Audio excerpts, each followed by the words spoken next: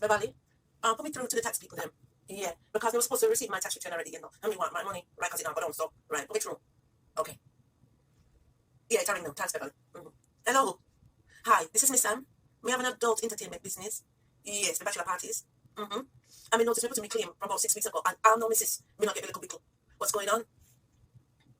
Claim number 63 43 83. Yeah, Miss Sam. Yeah, me hold. These are raspy because I give me the money. Hello? Yeah, you find it? You're questioning my claim. Why?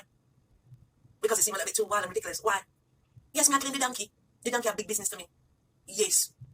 Matter of fact, the donkey, me I tell you, love Trump. Me I tell you, and when they measure feeding cocky against Trump cocky, the donkey win by a landmark.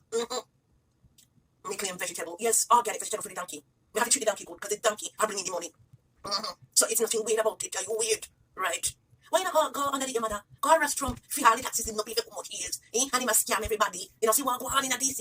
And you come back and me about donkey and the vegetable for the donkey. What else?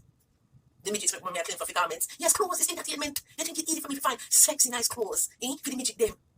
They don't feel look good too. What I mean, I bet you know even just for your man, I look good and sexy for your man. That's why you're bad about my claim. Because we have little sex ties and little sex gadgets. What? I bet you don't even have a man. I bet you don't even have a listen, Mrs. Don't let me be rude to you. I don't want to be rude to you, you know.